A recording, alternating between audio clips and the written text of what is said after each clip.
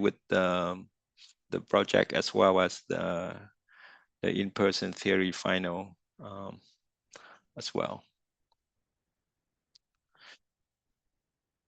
So, but how you want to do it? You want to do the review first, or you want to just open up for questions first, and then we can do review?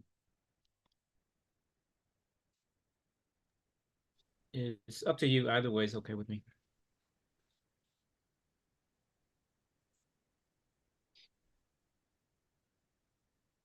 So we have up to 32 now. So I just asked in the chat that why we only have 30 students instead of like 70 something people. Potentially they have other class that they have to attend.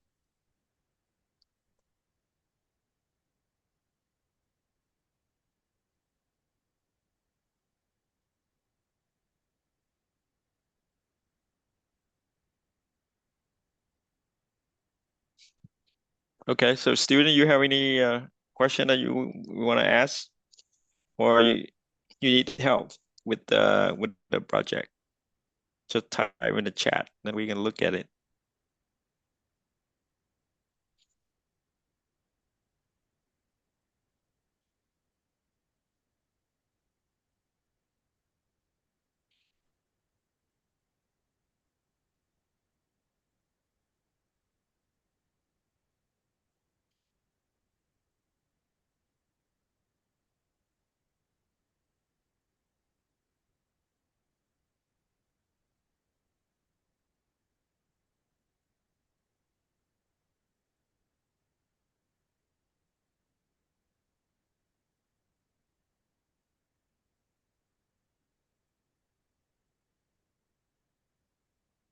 No. So no question. I try to see. Okay, if maybe no question, we can I can see I started reviewing the placements I can do pre-CTS here.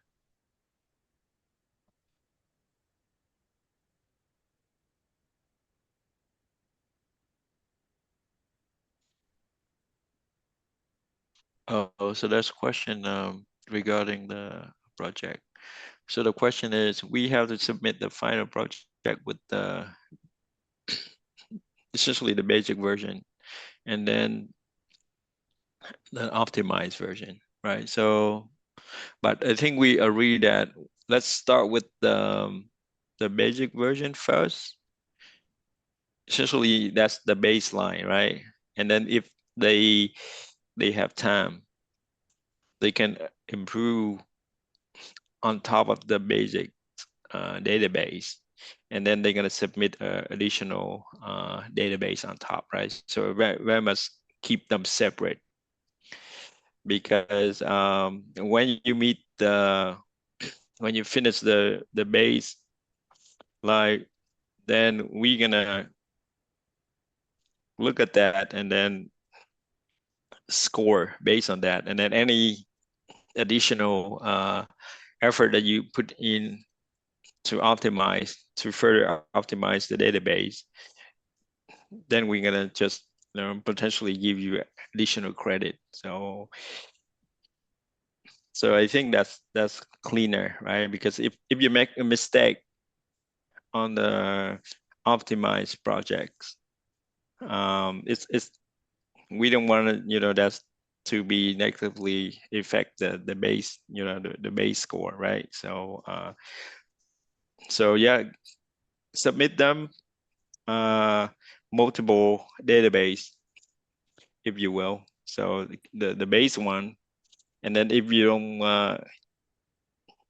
have time to submit the optimized version, that's fine. So the minimal is submit the base, right? The baseline database, and then any additional optimization database can be added. So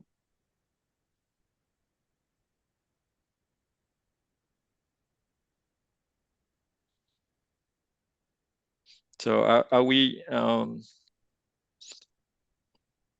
Is that what we're thinking, right? But Yeah, I mean, that's what we discussed, right? So you turn in the requirement, you turn in the basic first, and for extra credit, you can turn in another one with optimized timing or and area, or area. So yes.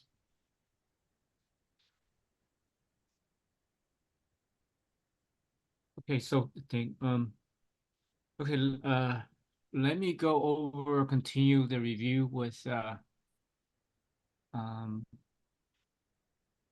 CTS then. Okay, maybe the student will have okay. questions. So let me, unless you have something else where you want me to switch over.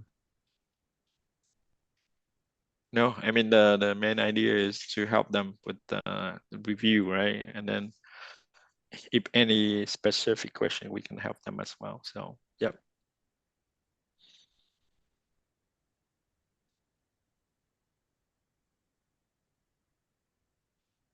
Okay, I think you should be able to see my screen now, right?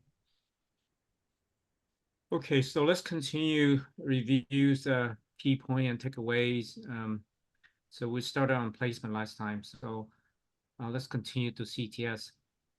Okay. But you sharing yet? I don't see it yet. Don't see it.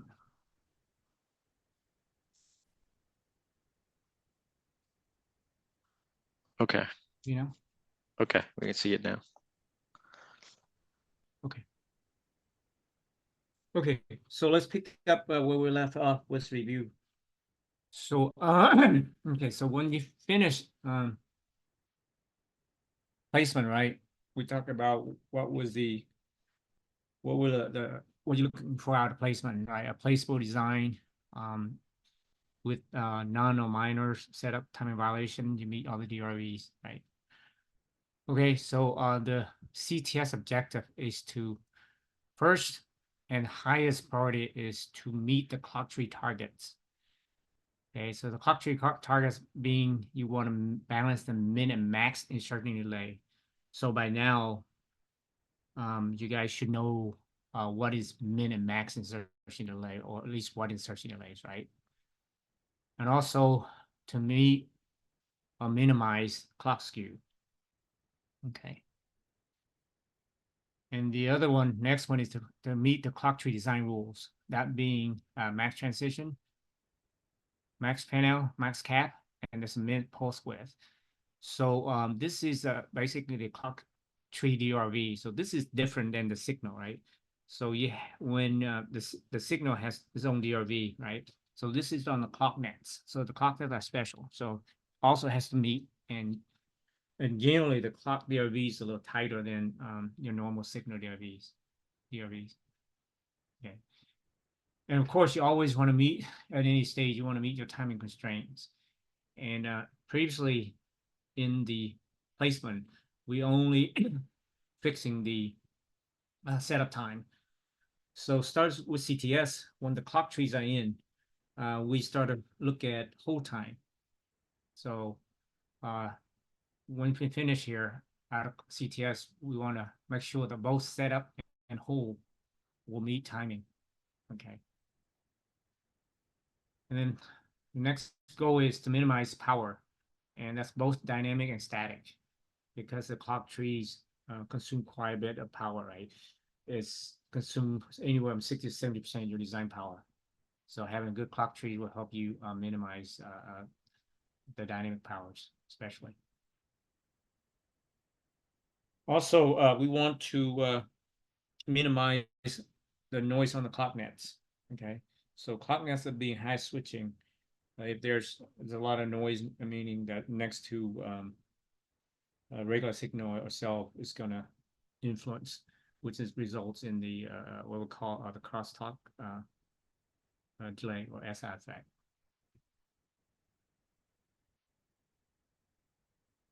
Okay, yeah, feel free to stop and ask questions. Okay, this is review for you. So this is a lot of this stuff's going to be on your final theory test. So make sure that you pick up the concept. Okay, for sanity checks, so it's pretty much sanity check here is what we care about coming out of placement. So make sure all the cell macros are placed. I mean, at this point, it must be placed because you can do check floor plan. It'll tell you whether you have overlap or it's not legalized or some unplaced cells. Okay, so you want all the cell placed macros are probably placed. And also congestion score acceptable. Congestion score being that there's two factors that we care about, right? The overflow and then the hotspot. Okay. So we want to take a look at those. And no setup or time violations. And the DBR is clean. And here we also make sure that all the clock sources are identified. So we get ready to do clock tree synthesis. We have to know what are the clocks in the designs.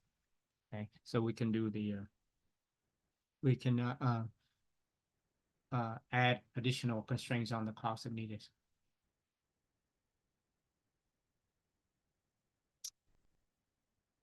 Okay, key takeaway, primary goal CTS, minimum clock skew. So this is pretty much. Okay, so, all right, so bad clock tree could lead to poor design performance, poor power, and poor area, right? Because I think we knew all those things. And there's two type clock skew. We have a global skew and local skew, right? So the global skews are the skew between the longest and the shortest clock's insertion, and in the local you see are the difference between the two related flops. And there's two types of insertion delay: source clock insertion delay and network clock insertion delay.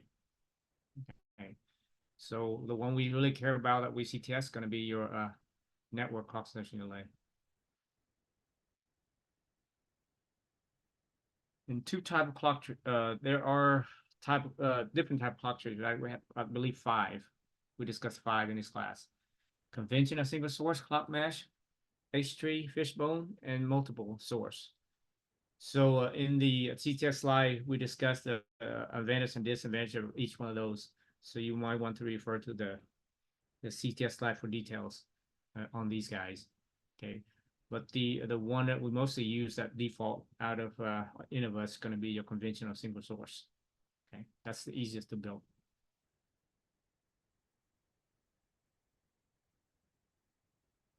Any questions? I see chat. There's the questions. Oh, okay, so Not so far. okay.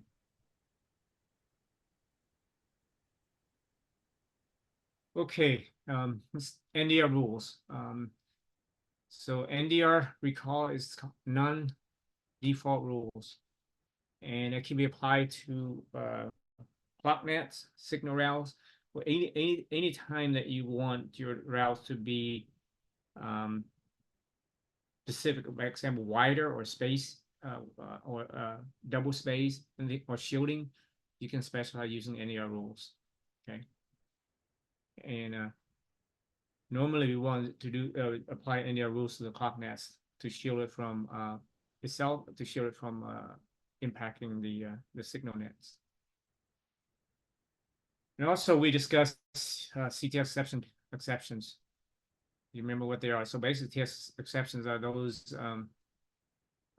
pins that CTS treat them differently. You have to instruct CTS how to treat them.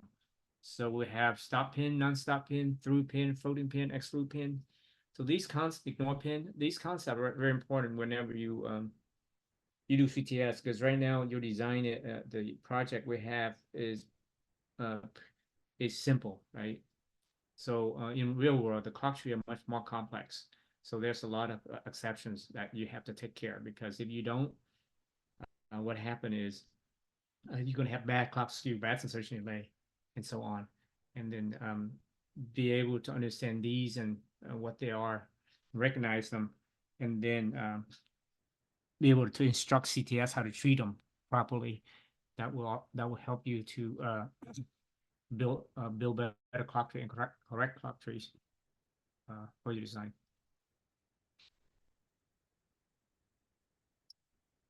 The next, we also discussed the skew groups and why this the importance, right?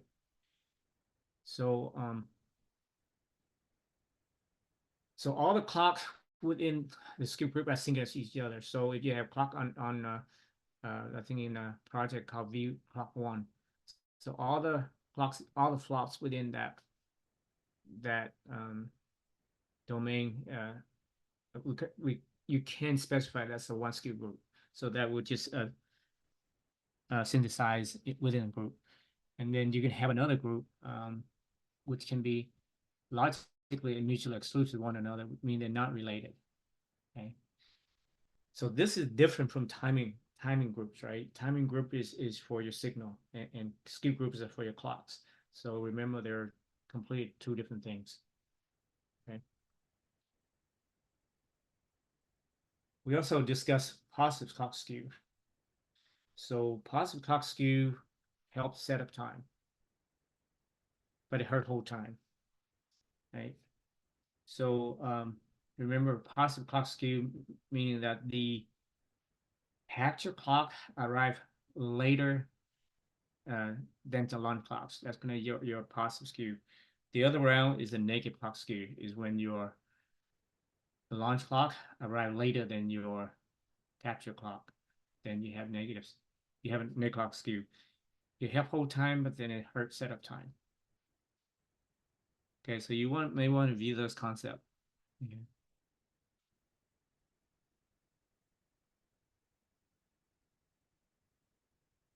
Okay, the other topic that we talk about concept is very important in terms of fixing your timing. So useful skew, right? So useful can be used fixed setup time, fixed hold time, right? So recall we have I have a good example on the one of the slide for the CTS that will show you demonstrate how useful skew can be used for fixed setup and hold. We also talk about duty cycle. Okay, duty cycle impact half cycle path and minimum post width, because in CTS you have to meet the minimum post width. That's one requirement to ensure that design is going to operate correctly. That the flop will have enough time to latch the data. So so you have to have minimum post width requirements. That's one of the check the DRV check in clock tree. Okay. And we discussed half cycle path. And most of the design, most of the path in design we have is going to be what we'll call a full cycle path or single cycle path. And I believe I have some example in there what exactly is a half cycle path. Okay. Minimum post requirement, like just mentioned, all sequential elements have clocks, min post width requirement. Okay. We also discuss clock-free balancing techniques. Okay, the first one being cell relocations, and that's where you can this is CTS techniques. Actually, during the CTS, this is what the tool, the CTS engine does. Okay, it's not something that you have to do. You know, it automatically does it. Okay, but there's some time that a tool doesn't do it well. That you want to you may want to, you know, like dummy load insertion, you can do that manually, and some of the cell relocation and level adjustment. If the tool doesn't do it correctly, you may want to come sometime and go in and do it, or at you know at the very end, and sometimes you want to get some minor adjustment, then you can go in and use some of these techniques, but the tool does it automatically.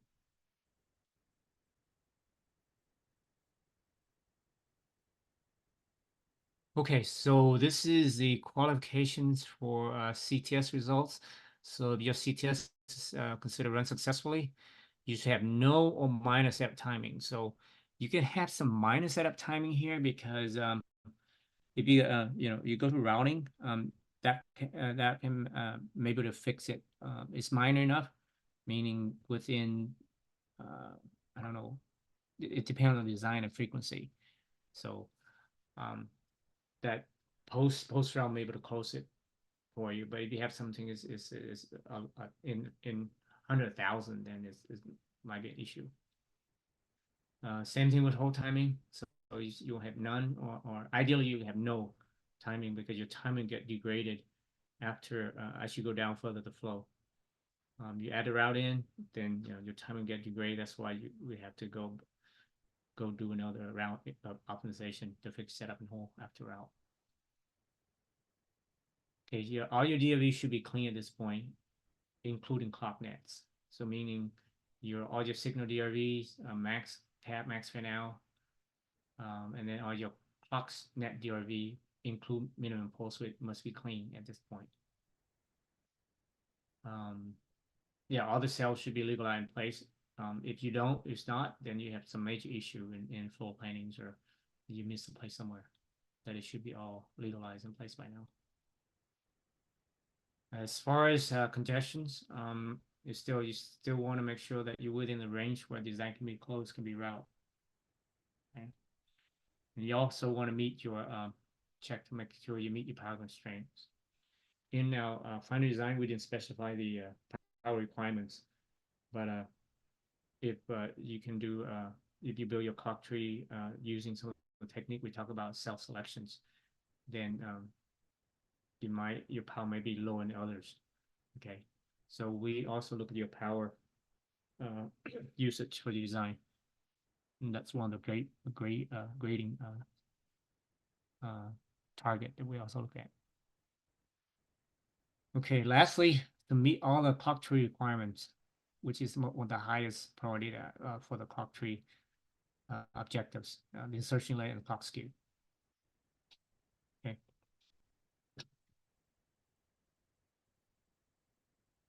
So this is I think that's the end, but I have maybe we just go over the let me bring up some of the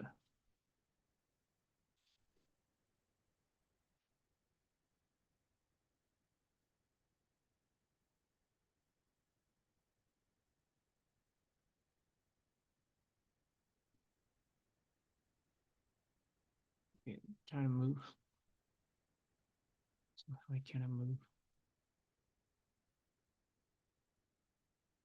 Okay, here we go. Please. So yeah, so here is the terminology for the positive skew. Just remind you guys what positive skew is. Okay, it's happened when the capture clock arrived late in launch clock. So it can lead up to hold time requirement, hold time violation. So this is the capture. I mean, this is the launch. This is the capture clock, right?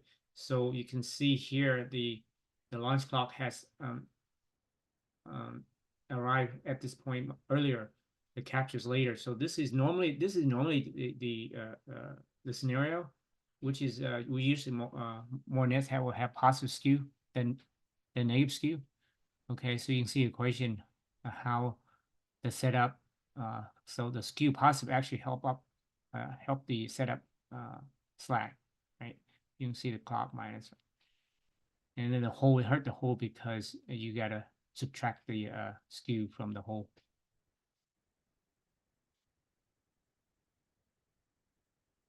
So this is the opposite here. So you can see the launch clock actually arrived later than the capture clock, right? So you can see here this is being the launch clock, and this is the capture clock. So the capture clock as happened early. This is the launch, so it's actually that's what we call negative skew, clock skew.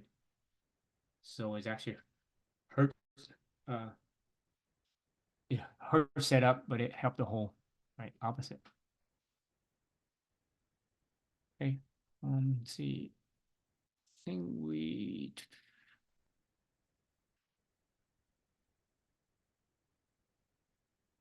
yeah, clock skews. I think everybody should know by now. It's just the difference between arrival time of the capture and the launch clock, right? And these two, the difference between is clock skew. Let's see. I want to show you the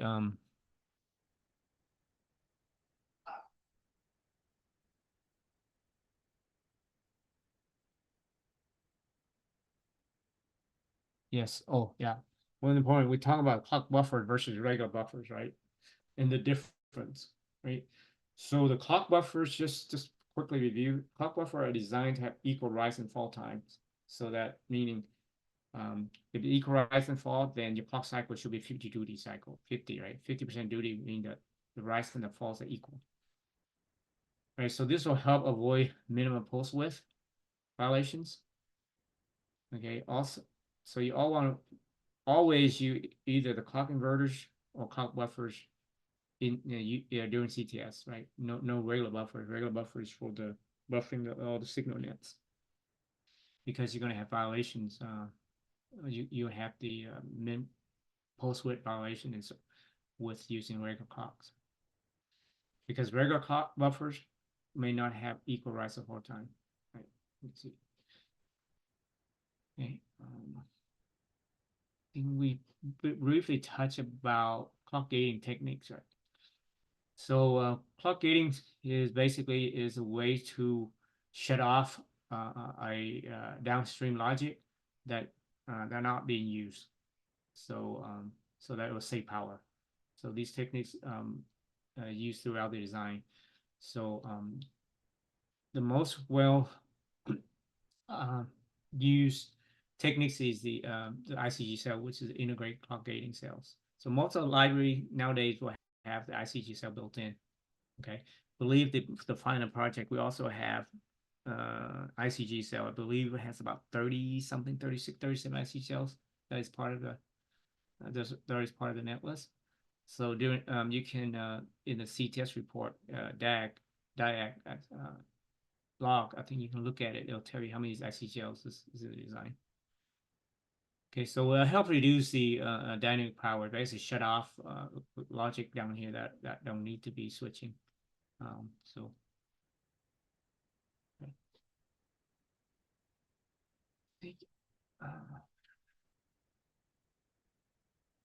Okay. Yeah. So non-default rule we touched upon, right? So we have, this is the normal default routing rule, single with single spacing. You can specify them the double width, double spacing. So your net will be double width and double spacing. So believe in a project, we ask you guys to do double width, double space for the clock nets. So you can actually go in there and take a look at the clocks actually should be, it obey this rule, not NDR is going to be larger than your signal nets. Okay. Yeah, we also talk about crosstalk. So crosstalks is really important when your designs get to about 120 nanometers below.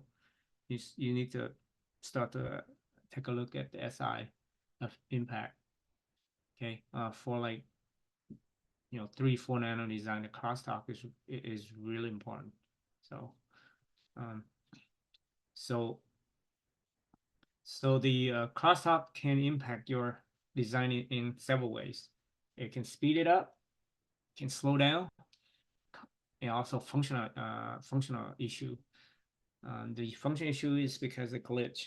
This is what we call glitch, right? You can have the signal, the victim just stay low, and then you have aggressor come by and just go transition upward, and it pull the victim high momentary, right? It depends. So the reason you can these impact because these nets is going to be routing next to each other. So that's the crosstalk impact. And so if the glitches propagate downstream, meaning that it get registered at the gate downstream on the output, on the input of the next gate, then it could alter the functionality of that gate. So that's where it causes functionality failure. Okay, but if it's momentarily rises and then it disappears, it doesn't register at the next input gate, then it doesn't matter. Okay. So this is shown where it goes the other way. Okay, it's a pull down, step pull up. This is, yeah, so this is the speed up here. You can see the aggressor. This is what we call a victim, right? It both transition high at the same time, and this being transition much quicker than it make the victim rise much faster, therefore speed it up. So opposite is when it slow it down, right? So you got the victim transition down and the aggressors is transition upward, and then here you got a pull slowdown here on the victim. Okay, so these are important concepts when you're trying to close timing on a lower geometry nodes and some time. So if you don't turn on SI or crosstalk or the other workout, signal integrity SI, which is indirectly is pretty much crosstalk. So we have to enable that in order for the routers to avoid routing. It knows the victim aggressor next to each other. Okay, and there is analysis in I guess the static analyzer sign up timing. There's we can turn on the impact of SI SI delta with and without it, and you see the impact on SI. So we have to account for it in Innovus upfront, so that way it will be a minimal to none at the end during sign off. Okay. So we talked about these already. Let's talk. Okay, yeah, these are something I'm not going to go over. You guys can read it and review these on the type of clock trees, because these going to be on your final exam. Okay, your theory exam. A lot of these concepts, these are important concepts. Okay, so you can read about these and review them. Okay.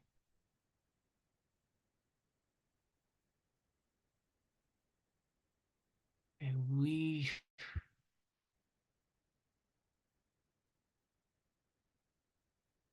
pretty much. Hey, but I'm not sure. You had CTS lab, right? Did you show them like different CTS report? It's good for them to kind of like look at some of the CTS report and kind of like relate to whatever that you talking here, like the tree, Yes, the clock skew. Yeah, so this is yeah I can pretty much I can go with that. Thanks, Dave. So in CTS, right, this is during the clustering, right? I was talking about the DAG here. You can see, and this is at believe this is at beginning here. So you no buffer, no inverters, right? This is B for buffers, I for inverters. So you can search for the highlighted stage clustering here. This is ICG cell. This design has 34 ICG cell, and then there is logic cells 2. And then there's total of 6. Okay, so and then so this during the stage balancing, right? You can see what's trying to do balancing, and you can see different skew group. Okay, and here you can see it's already inserted buffer to balance. You see now it's using inserted 211 buffers already. Right, it's earlier was none, right? During the clustering. So clustering just clustering your endpoints, and balancing actually insert buffers to balance the insertion delay endpoint. Okay. So I think the timing is later. Okay, so as you know, the clock tree get pre-routed, right? What's the reason the clock tree why we want to route the clock tree first? Right, I think right, clock trees, the clock nets are very important, so we want to give us all the room in the world to achieve the best result that it can. Right. So you can look at during CG, you can look at the clock the log file. You search for clock detail routing. you can see what is happening here. Okay, so start layer wire in. Okay, post condition stage is where it's fixing after the clock tree inserted, it started fix some minor timing violation and DRV. You can see here. Right. This is the this is before CTS, is after. I just show the difference. Before CS, you don't have the latency, right? The insertion delay. Now you can see the latencies, which is your insertion delay. Okay. And then we talk about a CPPR adjustment, right? The clock pessimism, clock, what's it? Clock pessimism removal. Forgot. This is a long word. CPPR. Yeah. Yeah, I think I have the log timing logs. This is just the summary. I think we are. So student, you can look at your summary. Okay, after each stage, you look at the this is in your reports area. I think if you use, depending on what direction when you do op design, if you do a dash report dirt, wherever it is, go through there. There will be a .summary file that will tell you will have these information in there, the delay. Okay, so make sure this is 0 or okay. At the end of your project, make sure you don't have a negative number in WNS or TNS for both sample hole. Okay, if you do, then you can do an optimum. You can do an incremental. This is I show here is CTS. This applied to post route. So you can do up design dash incremental dash post route for setup. That's you can leave the setup off. It'll be default the setup. If you do dash hole, then it does hole. Okay. So make sure that you give the prefix where you can tell the difference between a set and hole. Okay. And what stage it is. So you can tell, look at detail reports. So again, yeah, so this I show here, post CTS, you can apply the same thing. So after your each stage, CTS or routing's done, if you still have time violation here, negative, meaning the negative, okay, you can run a dash incremental on the same command, the op design, post CTS or post route. Okay, let's see. Okay, yes, so this is important. Impact of CTS, right? So you design before CTS, this is after. So like it's like other stage, as you go further down the flow, your design will get more congested, right? Things will get added in. So after CTS, you got buffers inverter being added in for clock trees. You get regular buffers inverter added in to fix timing, and then now you got routing. Okay, so design will get more and more congested. Okay, and your timing tend to degrade. That's why we run multiple optimization steps throughout the flow. Okay. Let's see. Okay, so this is one of the things you want to do is to do a check splice after each stage. So this will tell you whether you have fence, any violation in term of placement. So here I'm showing you here that there are 12 violation regarding region and fence. This meaning that you have like a fence setup, a region like keep out regions or partial blockers, something like that, and there actually cells us inside there. So there's 12 violations, and you can look at this in the design browser and know exactly what they are. Okay, and click on it, it'll bring you to the on the violation itself. Okay, and then here is the placement density. Okay, one of the bonus is trying to have a design that is smaller. So by default, I think the project defaults around 50%, I believe. You can push it up much further which I I did. So there's a lot of room to push it to reduce the area on the project. Okay, so you can try that. So the density should go up when you reduce the core side. Okay, so for Cadence tool, this is true for Cadence tool. Okay, not Synopsys any other tool. So the overflow usually less than 1% to indicate that is routable design. Anything that is over 1% is like 1.1. You might see close, but anything like 3-4%, chances are you're not gonna be able to close the design or route a design. Okay. Hotspot score need to be less than 100. Okay, to have a good chance of routing. So those are the number that I've been using as a guide.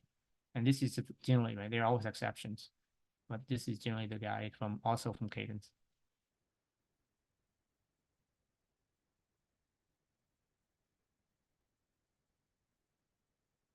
Okay, power. So to report power for design, if you've done at the end, you want to do report power, and it will tell you in this similar, it should be similar to this format. By default, it should be this format actually. And you see a total power, and it'll make up the internal power, switching power, leakage power. We went over those, what they are. Okay, so review them, and also you can take a look at this. This will automate pull these numbers out from your design, your DB. Okay, so we have a script that will report this number. We'll pull it out of your design, but you can do a report power and see what your power is at. Okay, and you can do out power to further reduce that. You can try. Cool. It's just a breakdown between different type of cells in your design. Okay. Okay, one of the other criteria that we check gonna be your clock tree skew and searching delay. So in one of the report, I believe this is from the report clock skew. Then you'll see the different skew group and your average ID, and then your skew. Right, you can see here. This is ID is insertion delay. You have the min, max, and the average. So this is what we normally go by average. You can see 197.6 for different skew group. And here you can see it's explicit, meaning that meaning the user set. So I actually go in there and set and say I want it to be 800 picosecond. Okay, the skew target. Right. So I've said something like that, but that's too loose. The tool actually did only 300, right? It should have been 200 or something like that, but just example. Okay. So when you see explicit, that means the user set. And if it will say ignore, it means it's auto set. The tool determine it.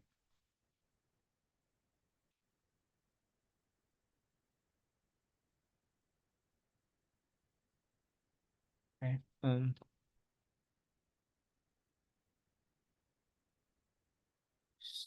Let's see. I think that's all the log file I have taken, unless you wanna pull up the actual design and show the log file, which I can do that later. I don't have a design. Yeah, I think it's good. So, but there's some question on in the chat. So I answered some of them, but you want to look at it and see if you want to add.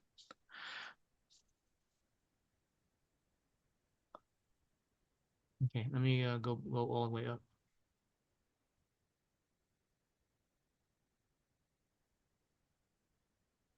What else? What output file must we have when we finish export step? You already answered that, right? So because I look at so I think they're asking about what's the difference between the finishing export and then the final, right? Essentially, you try to ask them to do like step 9, 10, and 11.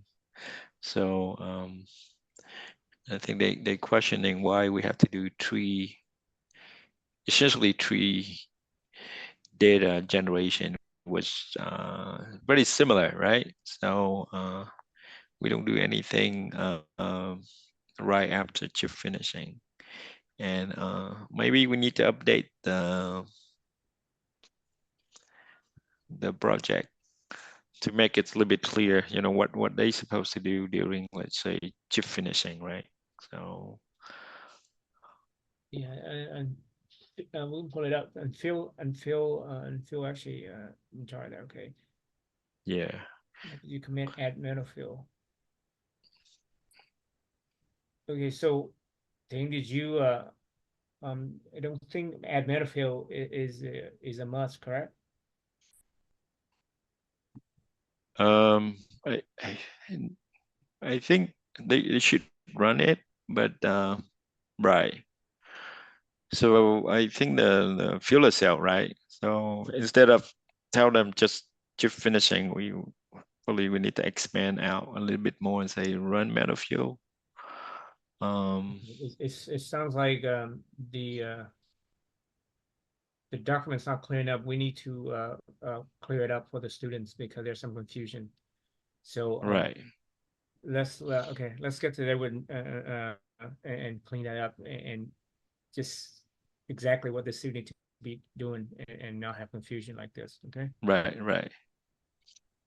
Because I think Phil create this document a little bit before I finished the export step, right? So we can revise it. Okay. Okay. So I'm not clear about power consumption requirement in design. Can you say more about this? So every design will have a specific number of power requirements. Okay, so for design that are using battery like your cell phones and things that are battery, the power requirements is much more stricter. Okay. Um, for design that plug into the wall, like your I don't know, like your TV, things like a chip for your TV, your power requirement may not be as stringent, but every design will have it requirements. So the power numbers basically is the total power, that include your leakage, your dynamic, and your static. It is the total power consumption, right? So, for example, if you design a cell phone, like Apple designs cell phone, Samsung, they'll say you buy a cell phone on a new one like iPhone 15, they'll tell you, okay, it'll be a standby power. It'll stand by for so many days, and you serve the web, and so it can last for up to 10 hours, right? It just the numbers. So they design for those for specific power requirements. So for us, for our design project, we did not specify the power requirements. Okay.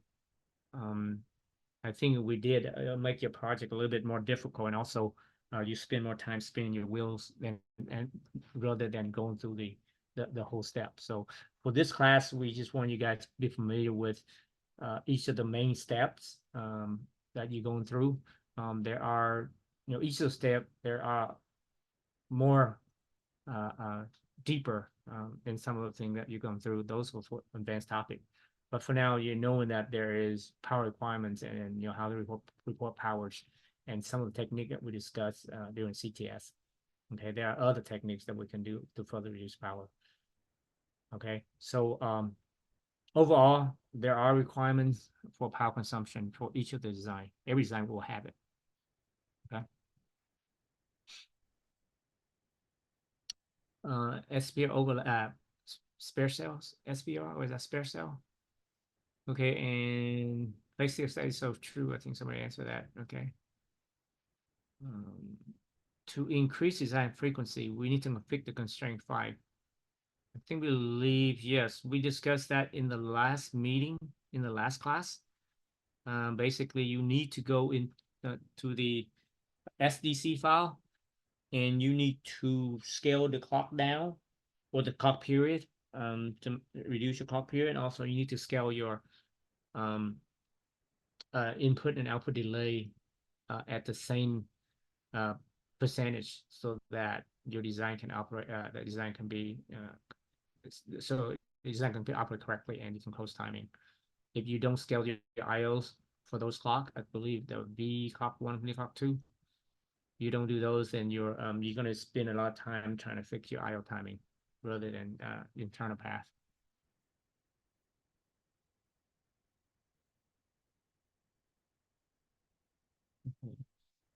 In route step, in my design, there is always an antenna violation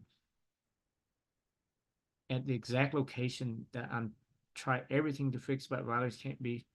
Is this? Wait, this is old. Oh no, I'm reading old. Okay, that's old. Yeah. That's old. Yeah, just read the one from today. Okay, my bad. I went way up. I didn't realize that.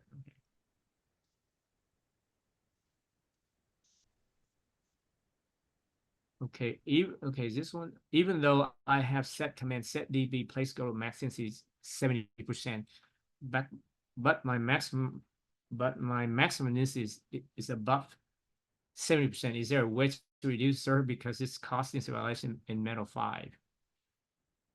Okay, so is that because your core size is too small? Okay, so if your core size too small, I mean it doesn't matter what you do, you have that number over 70% of the cells versus your area versus your core, then it doesn't matter what you do, is you're going to exceed that, right? So did you change the size of your core size? If you didn't, then your and then you place your macros properly around the edges of the core to give your the standard cell area to be more squares, then you shouldn't be exceeding 50%. I mean 70% density for the project. I assume you talk about the project. Okay, I think the default percentage like 50 in the 50s, the mid 50s, the upper 50s after placement. Okay, so by the time you add fixed timing CTS in, I believe it gone up to in the 60s, and that's it. You shouldn't, So it looks like there's something happened. Either your macros was not placed correctly or somewhere, and you're leaving areas not placed. So something's grossly wrong. Okay, so you need help, just ping one of us. We can we can help you, or ping your TA first, and if not able to do it, ping one of us. We can help you take a look at it, see what's going on. Okay.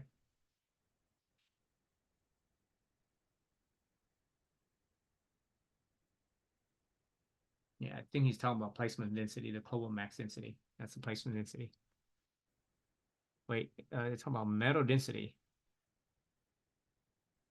Okay, I'm confused. This is place global max density. That's your placement density, not metal density. Metal density is metal field related. So we're talking about two different things, right?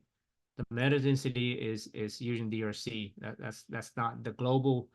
The place global max density. That's the placement density, cell density, not metal density. Okay, metal densities are rules are built in the technology usually in the DRC rule deck. Okay, it uses a 20 80% or something like that, but this is the placement density that I was just talking about. Yeah, I'm very surprised. I mean, so what he's suggesting is that because of his placement density is higher than 0.7, then that essentially result to more wire need to go to that area, and then he felt the max density, right? Yeah, it's very unlikely. Um, So the other question I have is this the overall or just a localized? You can have just a small area where it's so dense that you're over 70, right? So if it's I was assuming that the overall design placements was over 70. But if you have a small area where localized, where it can be over 70 because all the cells kind of lumped together, in that case, then you can use some of the technique we talk about, like the partial blockage, some of those fences, and also you can use cell padding that to spread out the cell. Okay, if it's localized, if it's a localized congestion or density issue. Okay, because the design, the placer will place the cells If you do timing, you tend to place the cells, reduce the wire, right? That's its priority is not congestion, congestion secondary. Or you can change the strategy, change the congestion, then it will further spread the cell out. But if it's overall 70%, then you get issue to begin with. So there's something grossly wrong. Okay. Okay, I think that's we beat the dead horse. Let's move on to the next one.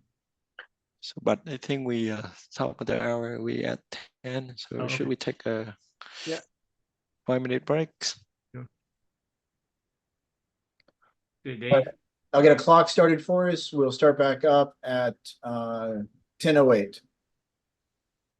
All right. Thank you, Dave. And for the student, you can if you have questions, just type in the chat, and then we're gonna look at it when we come back. All right. Thank you.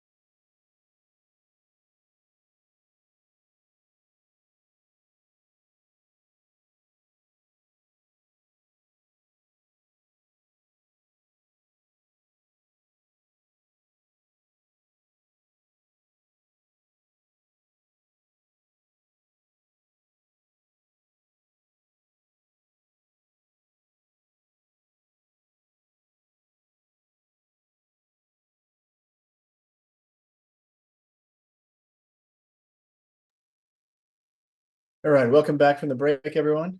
Bak, Tian, Vu, are you guys ready to start?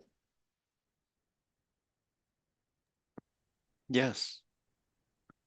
All right, we had a question come in during the break. The design still has DRV, max fan out VIO, and hold VIO after post route step. He's run the command opt design post CTS, but it's still not changing. How can he fix this? Okay. So what I'm reading here is after post route step.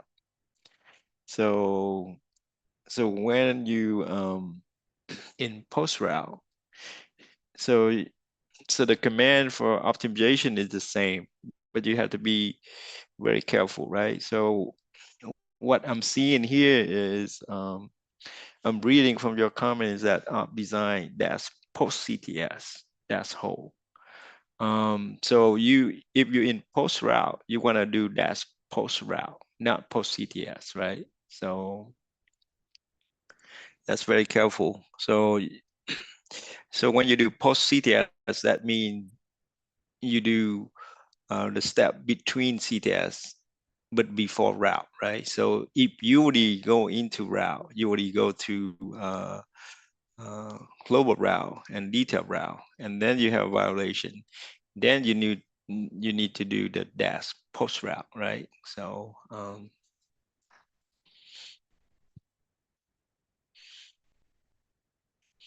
and potentially you have to run it multiple times as well. Not, if it's not, if it doesn't, fix it the first time, you may want to give it a few more iteration, right? So but the key here is if it's post route, you want to do op design dash post route, right? Not post CTS.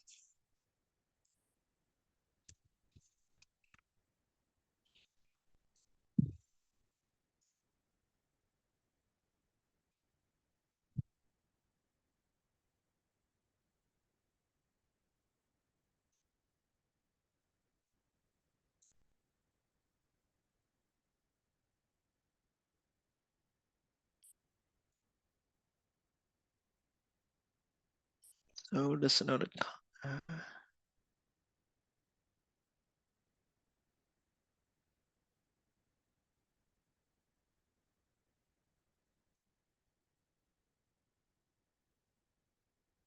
So another comment is, does the command op design fix max fan out?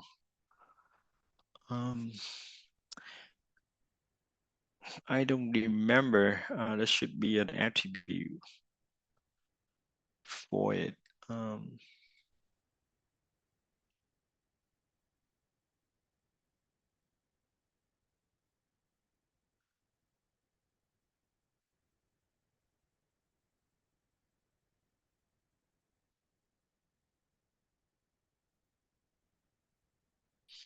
I think by default it does.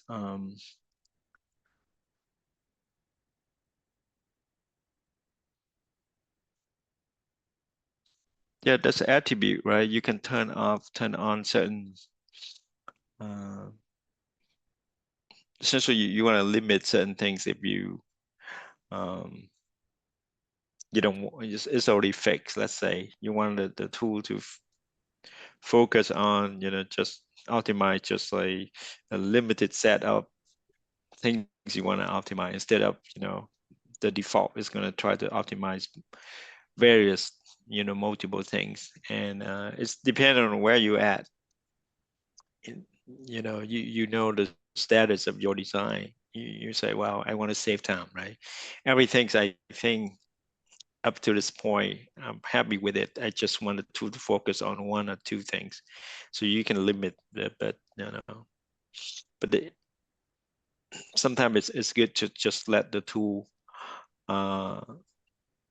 do it, because yes, the more likely the runtime going to be a little bit longer, because it has to check and say, well, it check and then there's no violation, it's not going to do anything, and then let's move to the next item, right? Check again, and if there's violation, they try to fix it. So Okay, Tim, let me chime in. I just catch up with what the question was.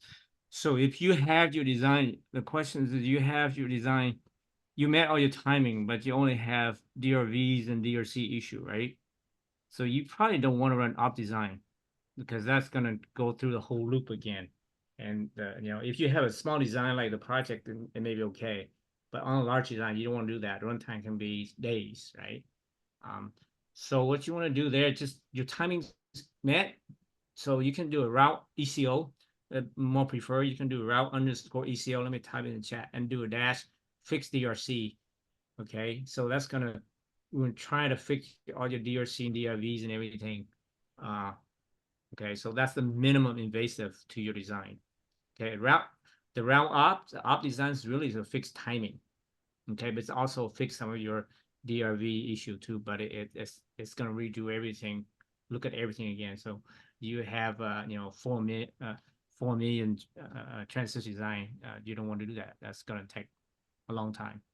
Okay, so you want to do just a route underscore ECO to fix some of your DRC and DRV issue. So give that a try. I think there's another comment suggesting do the set DB CDS max fan out to 15. You have to be extremely careful on that. Yeah. Yeah, you don't Essentially, want to that's a change your no. max Don't fan do out. that. Okay. Yeah. You can reduce. So you can, let's say if your design max fan out set at 15, right? By default by your technology.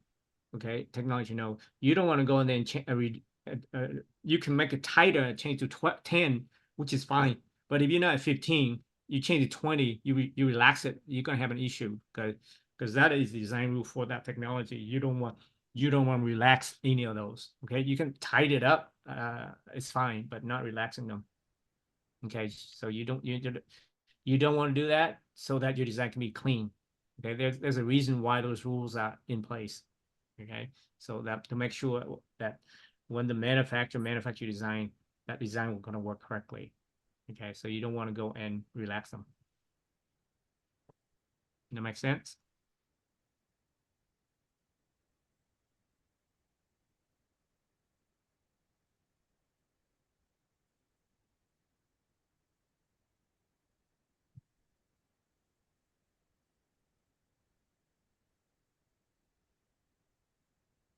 This thing you already answer the command op design fix max fan out. You already answer that. Yeah, as I mentioned, I'm just saying is to be careful, and it's not recommended. Right. Yeah. You fix try the route ESO that's fixed DRC. That will, yeah. Yeah. That is the op design will also fix it. Okay, but that's the you can do that. That's incremental. It'll be much quicker. Okay. Yeah, you don't want to go change your CTL Mac fan out. Okay. So I brought up I just look at the step 9 and 10. Yeah, the student's confused, I can see. So we need to clean that up. Okay, I'll talk to them, Phil. Yeah, I think we need to specify and then potentially just make it like one export step, right? So we ask them to do what in the chip finishing, and then after that, remember just export, right? So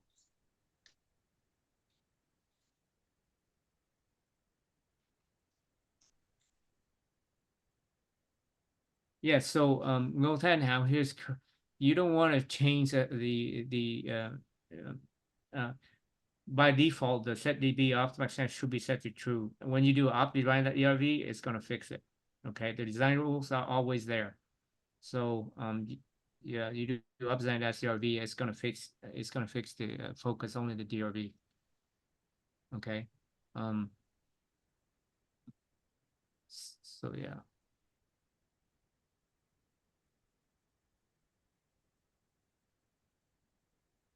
Say, could I use this command to fix fan out instead? Set DB fan out true. That's only attribute. That's just a set attribute. I believe that by default, that's true by default. Okay, so you don't really have to set that attribute. By default should be true, but to make you feel better, for sure you can set it. But you have to run either the opt or the browser or the op design.grv to actually fix it.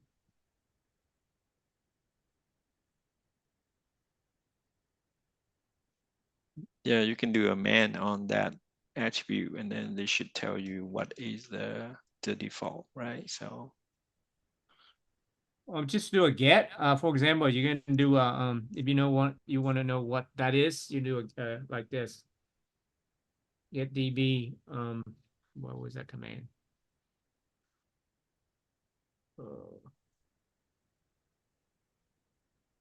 Bach, we don't see your screen if you're showing something on the screen. No, I'm actually typing. Don't know if that's the right fix.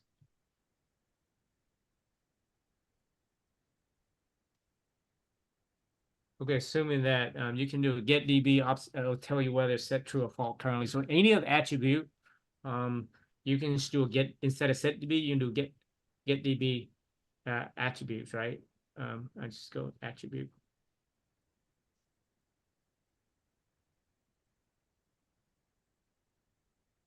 Then it would return whatever setting is. So for example, CTS buffer list, any attribute, okay, and it will return that value for you, whatever code setting is. If you want to change that, you do set db. So that's the basic, okay. So you can do that and find out what it's set at.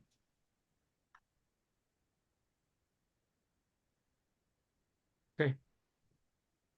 Any other questions or thing you want to see? Because I think I can pull my design up to answer questions, or we can go over the reports. yeah, I think you wanna pull up a database button, then probably show them the power, right? Not exactly where things are, but at least you know what the power should look like, like connectivity wise. That would be difficult because I don't want to give away the my full plans.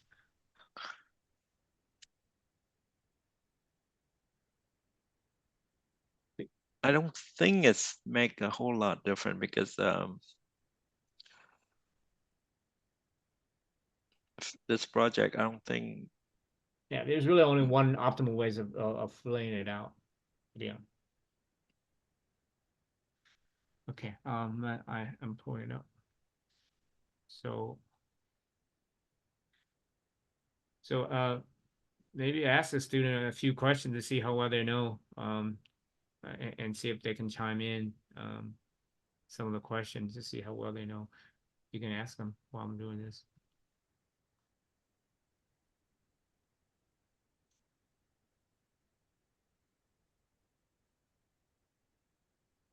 I guess how do you check your design, make sure your design DRC clean? What you get, how do you gotta run it? What command you gotta run? So but load up the PostRDB, what command you use to actually run to make sure DRC clean?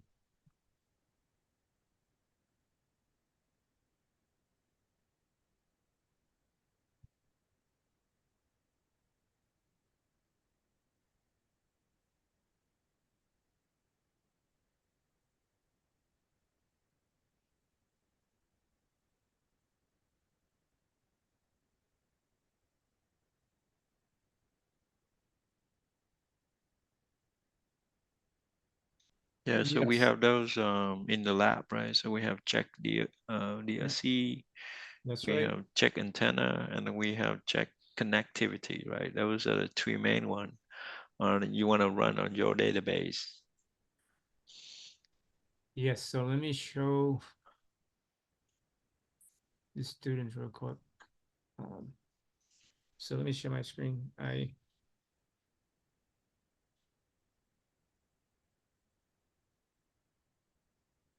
Okay, so in this design, this is so small, you just do check DRC. Okay, on I think the default is like 10,000, but if you can do a that's limit -1, basically this is unlimited. So on real design, some of them exceed at really 10,000 DRC. Then you do dash limit, it will actually get rid of that. Okay, so you want to at the end you want to do check DRC, make sure this is clean, and also so make sure you also do that's check short only. Okay, to make sure that you have no shorts. Okay, so make sure your design is short free. Sometime you can have a short, but DRC doesn't know it's actually a DRC, a short. Okay, so three things. Say one, check DRC is 1, check DRC shorts 2. Okay, and then you do a check connectivity. Make sure that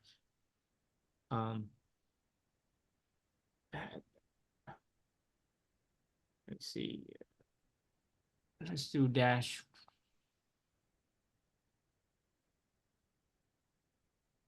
You see, do the dangling. See, ignore sub connect. Okay, ignore dangling wire.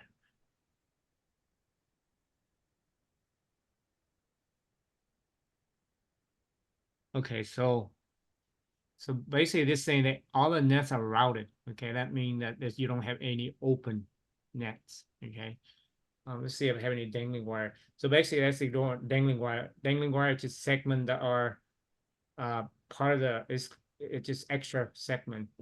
Okay, so my design has 2 dangling wires. Okay, basically it's a VDD. It's power, extra power is dangling else. This is okay. Okay, so if you do check, make sure that um, ignore dangling wires, make sure it's clean. Then all you design. So those 3, in terms of the post route, and see what else. What other commands? Let me show the student. Okay.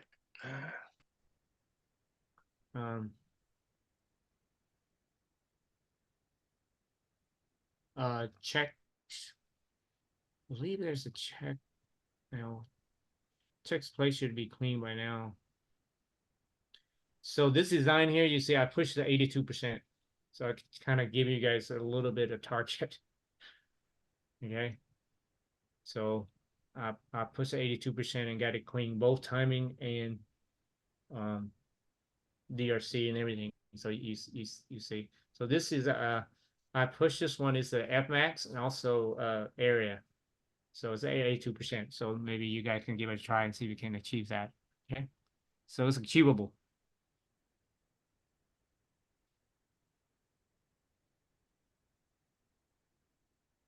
Okay. What else? Report power, report.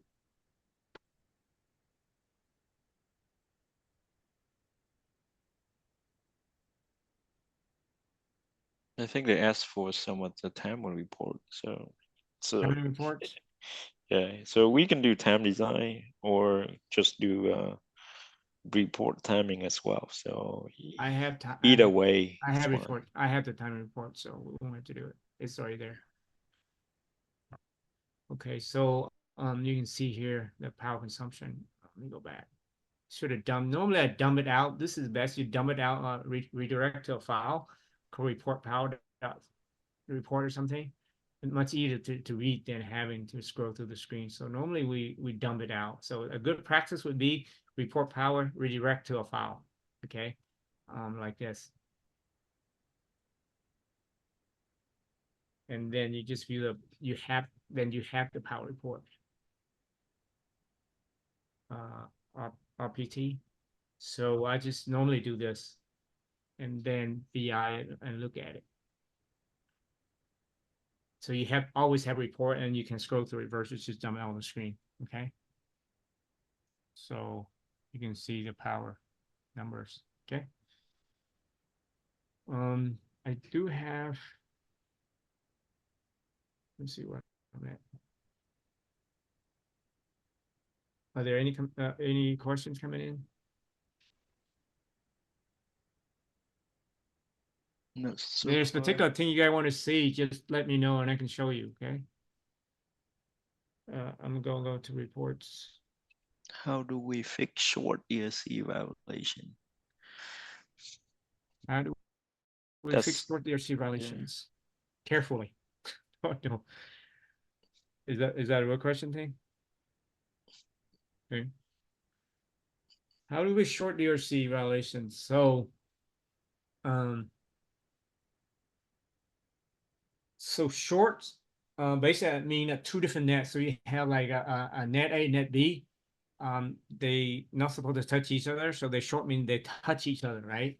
That means they come in and they, let's see how to, I don't know. Is there a drawing board? So, yeah, let me annotate. So route ECO should Yeah, so basically you want to, there's normally what happened is two ways of doing it. I normally let the tool fix it, okay, by helping it out. First, I find out what the shorts is, and then delete all the shorts. So basically, delete short nets and let it try to new tracks. So when you open it, it may route a new track using new tracks. So it might it reroute. If the hard shorts where it can't fix it, then you have to go in and manually route it, redo it. So by cutting it, doing surgery. So rip up the segment and then reroute that segment elsewhere to avoid the shorts.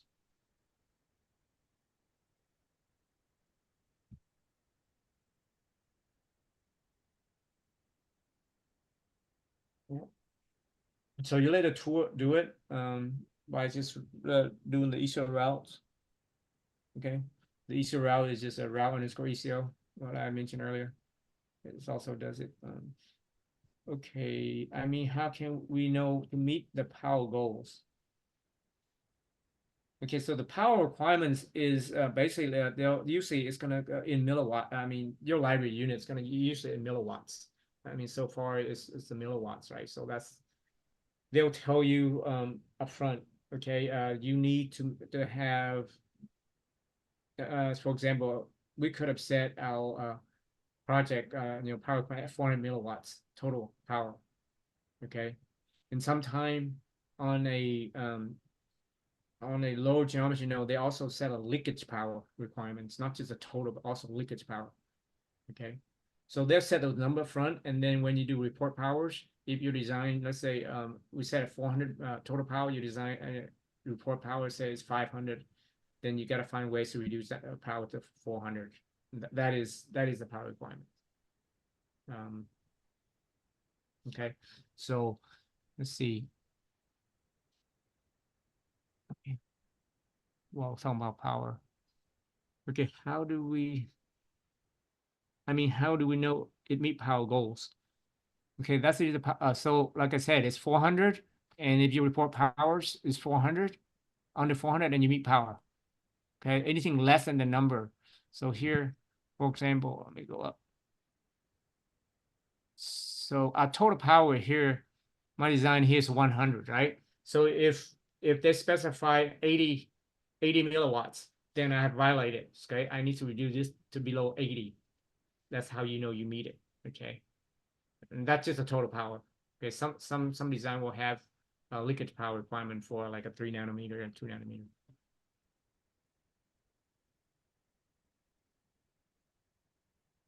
I don't have DRC violation in placement, but when I run CTS, there are over 1,000 violations. You see other ways to fix it. Okay. Yeah. So that's okay. So yeah, because in placement you shouldn't have any DRC, right? There's no routes, so you shouldn't have any DRC in placement. In CTS is where you start seeing DRC. And it's very rare to see 1,000 DRC after CTS. There are some issue. Are you sure? Is it in? It must be in post route, right? Because in CTS, all you have is after CTS, you only have is clock nets. Okay, clock nets, you have nothing else, so the clock nets are free to route. You want to give us the best chance to route, so you shouldn't have 1,000 DRC. That's kind of odd. Okay, there's fundamentally basically something's wrong, or you misspoke, because after CTS you shouldn't have 1,000 DRC violations. Unless all your flops are placed in one corner and all the clock tree trying to go to one area, which is, I doubt it. Okay, so something grossly wrong.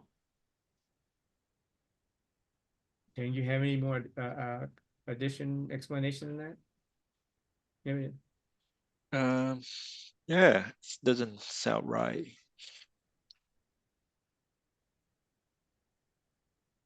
Yeah, the thing the tool may check for signal route, so which doesn't have any. So no, yes, had no. to think you had to look at it, but yeah. Yeah, so we ping us. You can say that DB and you can ping us and we can help you take a look at that. Take a look at it, okay? Or be quick to check with your TA. If not, you can reach us. Yeah, just and it's just run route and see what happened after route, right? Because Okay. that's where you really care about the check DRC is after route. So Okay, when you talk, can you show me? You talking about power? I just show you the power requirements. Okay, I kind of demonstrate the power requirements, right? When you do your design, they will tell you up front what are the goals up front. Okay, just like we can specify up front on the speed you gotta meet, right? Your requirements on the speed, which is your clock frequency. So the power number they'll tell you in some sort of spec, capture in the documents. Okay, so it's yeah.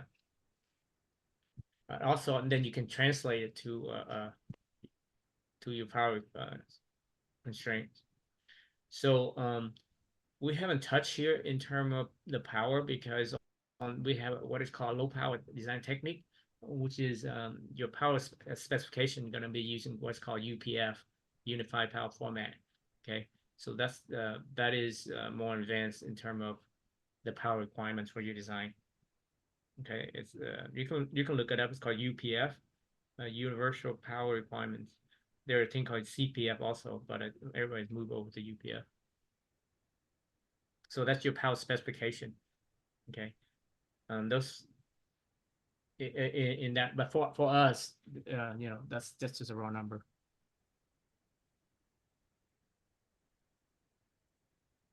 So you can look up.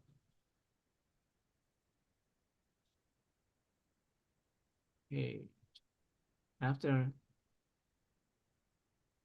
Okay, one more time. Say after I run post route, DRC is clean. Congratulations. Okay. All right. Yeah. So if any issue you run into, post it here. Perhaps we can answer so others, your colleague, I mean your classmate can actually benefit from it. In terms of that. Okay. So the reports. Okay. Let's go back to my screen. So you can see I dump all my reports here. I can dump all my reports here. You can see it's all here, right? My route, my place. It's all here. It should have been order. Okay, so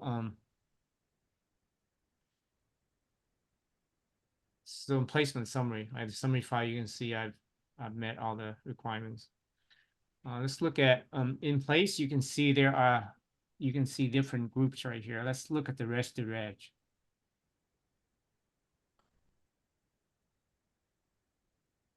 Okay, so you see all the path one. Usually they'll list the worst path on top.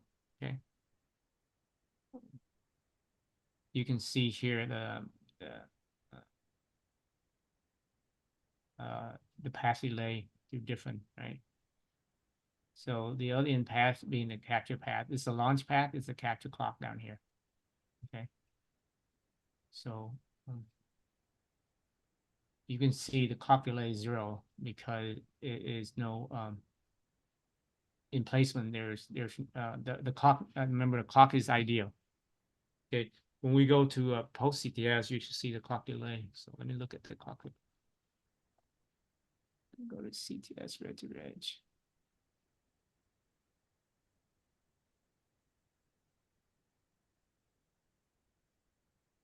Yeah, you can see the other path in path. You can see here the clock delay, right? So 284. Okay, so this is the clock's been propagated. Okay.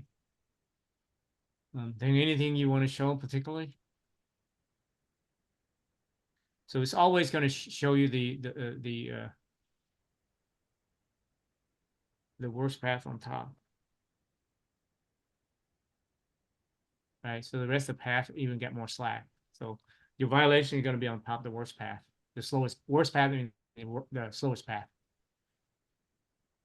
Okay, and you can look at like other group also, reg to mem, mem to reg, or in to out. So if you have in your report, so I'm going to show you how to do this. So let's say in your I don't have a. Okay. So let's assume that you have a mem to reg violations, right? You would look, you don't know where the path is. You just see a minus here. You know exactly where it is. So you can go to place, mem to reg. So all the detail will be there. Okay, so the violation path should be the one that show up here, right? This is, it's a full here because it'll show you exactly what path is. So it'll be, you come in here and you can see the delay throughout here, okay? You can see the incremental delay. So you say, oh, this guy taking way too long, okay? And you can pull that up by knowing the instance name. You can go to your design browser. This is the menu method. Go to design browser and bring it up.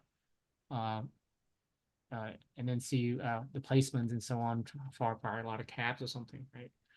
So there is a report that actually show you the capacitance too, the cap. Actually, this only had the fan out. You can change the format. We'll have the, this is transition relay, but they'll have a cap capacitance columns that show you the capacitance, which kind of indicate whether the net is a long route or short route. So it's a lot of caps, going to be long routes. So then you can, either insert buffers or using some of the strategy that we discussed to fix your timing manually if you wanted to. Okay.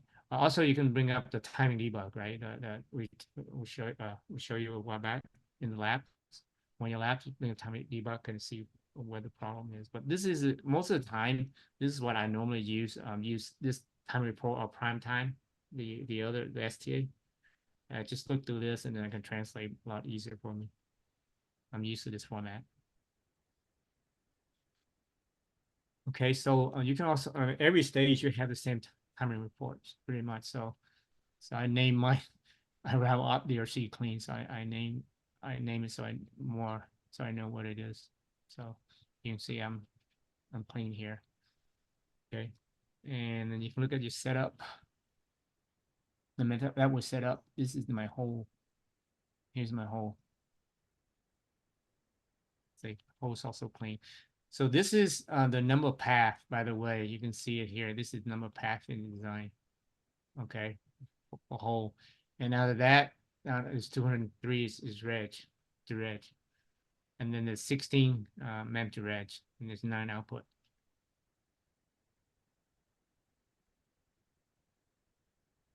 Yeah, I'm giving you a lot of hints in terms of trying to push your design. If you have time, I encourage you to push that reduce area and push it up, because I'm able to do it 82%. You guys can push up at least 70 something, even 80 something. So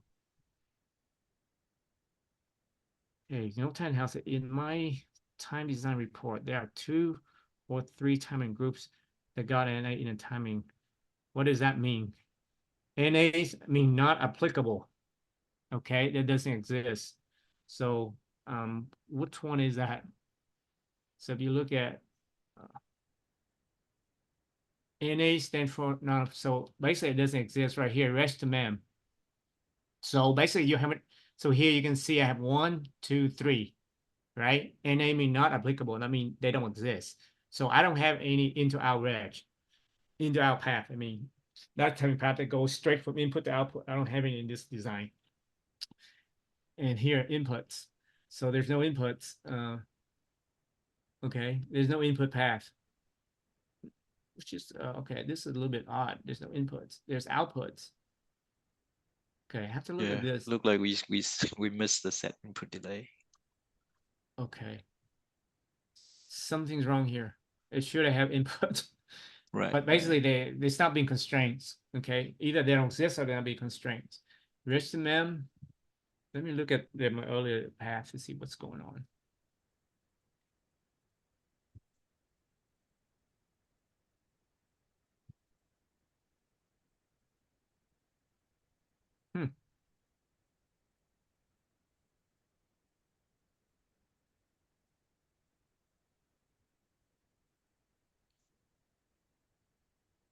Yeah, you look at SDC, well, you don't have the set input delay set. We should have input delay. I remember.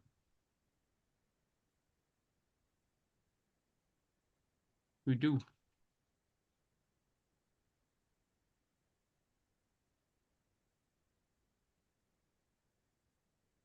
Okay, I have to look to see.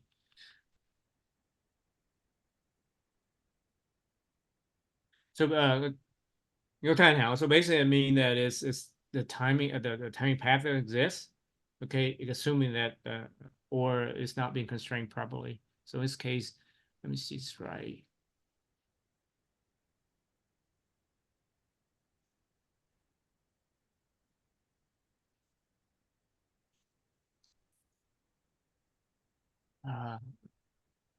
You can do just do a timing report from one of the input port and see how's that path get. So we do classified. have input delays. I just wrote it out. So yeah. Just pick one of those and just one of those port. Actually, most of them scan port. No, they do have some data in right there. Yeah. So yeah, something. So yeah, so something I need to look at it, but we do have the constraints. But that's kind of weird.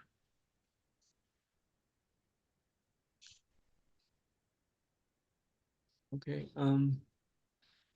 So that's timing reports. Wait, let me look at the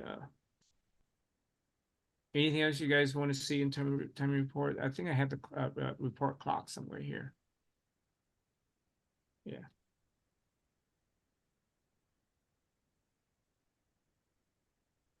So report clock, just report the clock in the design. Okay, instance. Let me do a report SKUs group.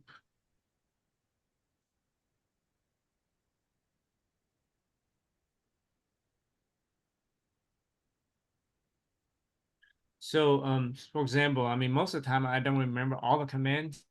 So you can do report and just tab. Okay. So you can do come up with report with a whole bunch of report command that you can use. Okay. So I believe it's called something SKU group. Yeah, sports SKU group, right? So this is the let's just do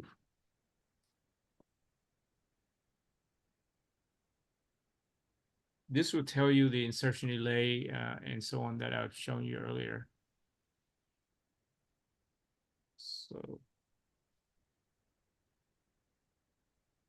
okay, so you can see there's a sync. Remember, anybody can tell me what this mean right here? This line. 392 sync and then 152 syncs.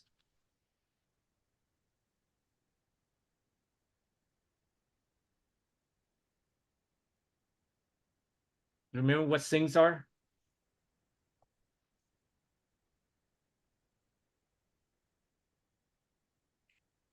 Yes, a sync pins. And what is sync pins exactly? What are the these what kind of cells are they?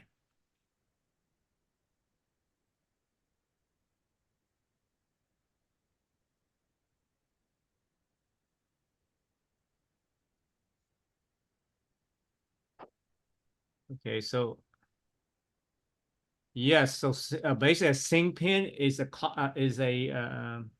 is an endpoint, which is the flops. I mean the clock pin are flops. So yes, it's a flop. So basically, this clock has 392 flops. Okay, and this one has 152. Okay, and this one has 5 clock sources. Is 1. Okay, so you can see here the let me spread this out. Oh, it's ugly. Okay, so this is a skill group summary. This is usually what we look at a skill group summary, unless something's out of whack. Like for example, if V1 here, the insertion is way too long, okay, and then you can go down further in design. Let's say this one is okay. You expect this to be around 400 average ID, but it's coming to be 500, and you want to know why. What's the longest path? You can go down further in this. Believe in this right here, it will tell you the paths right here. See, in this timing corner, the max 500 something. Okay, so this is the path. Okay, this is the min. This is the max. Okay, so this is to tell you that's the path. You can look. You can bring that up. So that's how you can kind of scroll through this. This tell you a lot more than just the summary. So summary. You look at if something is out of whack or don't meet the constraint, you can go further down and find out exactly what path they are in terms of clock. You can see all kind of data, tell you the location, everything here. Okay. So you can actually copy this and put it into the GUI menu, the zoom to, and then the coordinates, and it will zoom right through it. Okay, so there's a lot of information here to help you debug if you have issue with your clock in terms of the longest and so on. Okay. Okay. Remember we min for hold early and then set up late. Same thing for okay. You see this?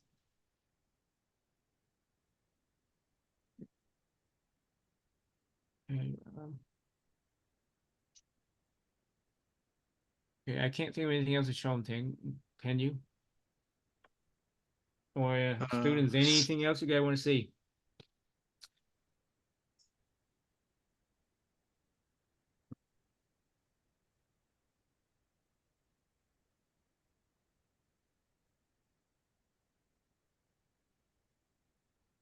So if you want to know about DRC, then do a help DRC, and it'll list all the attribute related to DRC that you can think of.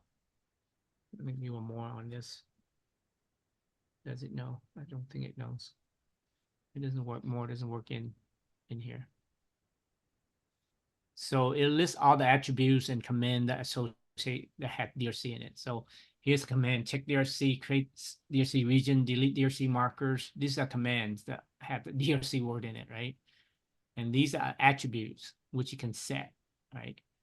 So that's how you can find out all of these commands, all the things related to DRC. So if you want to know all the attribute with a command CTS, star, and you can do like CTS buffer, buff. And if you don't remember, okay, then that's because CTF buffer or something, you can see all right CTF buffer cells, right? So I can do get DB. Let's see the return. It should give me back a list of buffer I set it. Say here's the list. This is what I set for my clock buffers. Okay, so you can query what is being set.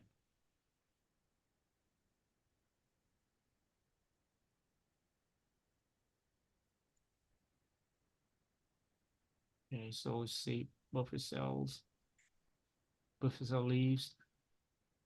Okay, so that's how you kind of find out all the attributes and what's available and what's not. A lot of time, there's no way to remember all of this. I mean, I don't remember. I do it, many years, but there's no way they, you know, the software changes, right? And also, the add commands and so on, and there's no way of knowing, remember everything. You kind of, okay, I know this is CTS related, you just query a CTS and then you do a man on it and read up on it and see what it does, and then use it and try it out. So it can give you guys, so set DB, well, Mac, blah, blah. So, and we already, you guys know how to do a man page, and then the help and man, this is different, right? You do a helps, for example, you do a place op design. Let's do place op design. Do that's help is a short form. It give you a no, that's not what I want. It's actually doing place up design on my design that I already did. No. Shoot, I typed it wrong. I should have. I did help, but actually I didn't do dash help. It actually placed it. But anyway, you do dash help. It kind of give you a short format of what are the options, and then you do man. It give you the lengthy details of what each are. So this is honestly what I wanted. Anyway. Okay, we got 5 minutes left.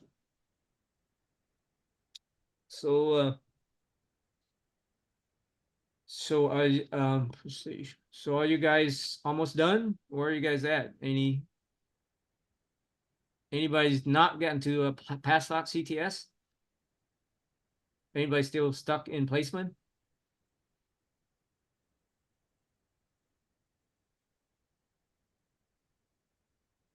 So how many of you guys got your design clean through CTS?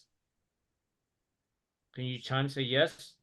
Clean pass CTS in route?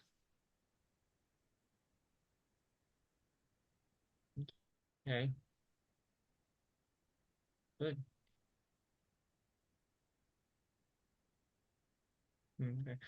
So how many of you guys actually try to extra credit where you trying to optimize for area? Anybody? Either area or speed up the design. Anybody have a try?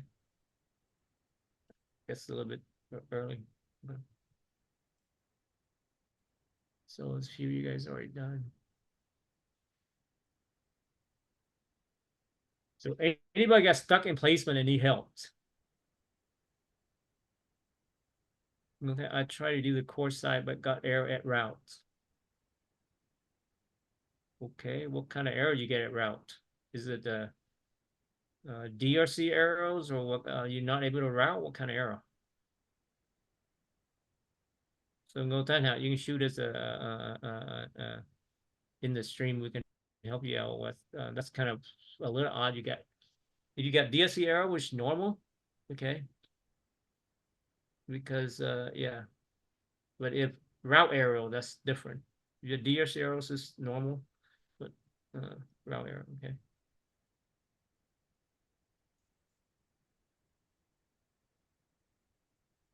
Oh, antenna error, okay.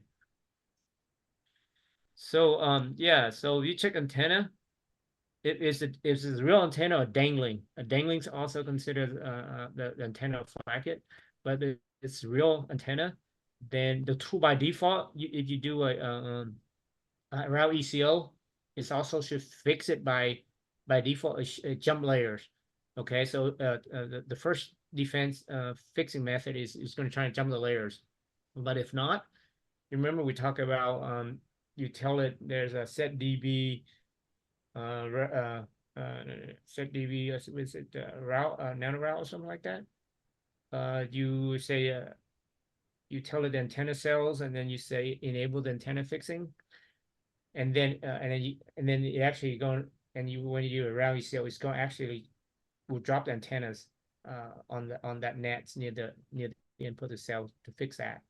Okay, but if it's on the clock nets, that's different. The route, you by default, the tool does not touch the clock net. Okay, those are special net that fix. So if it's on the clock nets, you will have to tell the tool to insert that on the clock nets. By default, it's not. By default, it will insert it if you enable it, it will insert it on the signal cell, on the signal net, but not clock nets. Okay, so take a look at that. If it's on the clock nets, then you look at the search for antenna, and then there's an attribute of something enable a clock, fixed clock antenna. Okay, so you should be able to fix it. So let me see here.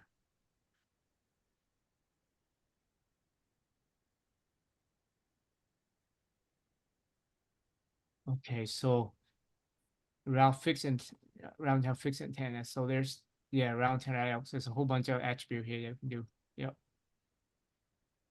Okay, so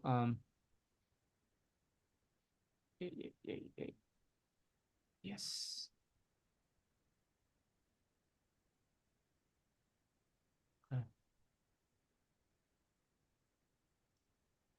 Yeah, so there's a whole lot of antennas connectivity, but you need the exact command I can share with you. Okay. So do we need to check DRC after every step, or should we mainly check DRC after project is tested? So DRC, you only check DRC when you have routes. Okay. So for example, I would start checking DRC right after the CTS. Somebody just saying that they have a whole bunch of DRC after CTS, right? I don't expect much DRC at CTS at all. If you do have, would be like antenna type of DRC violations, and those are pretty easy to fix. Then I would fix it right then during CTS. But check DRC only makes sense after CTS and afterwards. So DRC, CTS and then route, okay, and post route, of course. So when you have routes in, you want to check DRC.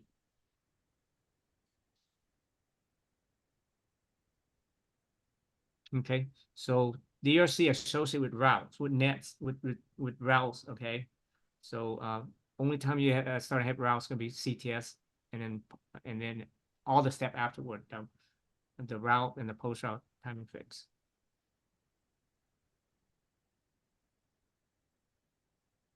Okay, time's up. We ran out of time, so then you have the last word. So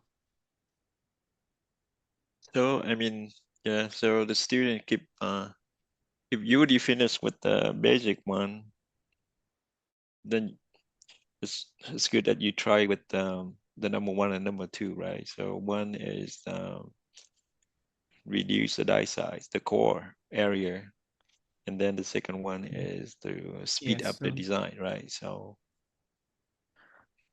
I yeah, think and it's look at on the 9. last page, I think. Yeah, no, this is right here. Yeah, so those are extra. But make sure you get the basic one in first cleanly, right? Because that's the baseline. You want to focus on that first, and then try to get the extra credit.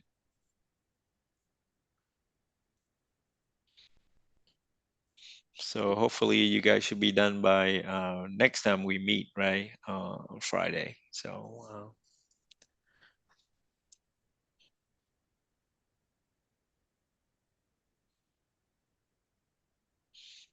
yeah, Okay, I make guess use of your TA as well. If you don't know something, ask your TA, right? And if you think you stuck and then you're running out of time, just send us email so we can take a look at. We can answer you as well. Okay, bye guys. That's it for me. All right. Good luck. Okay. See you on Friday. Bye everybody. All right. Bye, Dave. Bye, Vũ. Take care, everyone. Take care. Bye. Okay. Bye.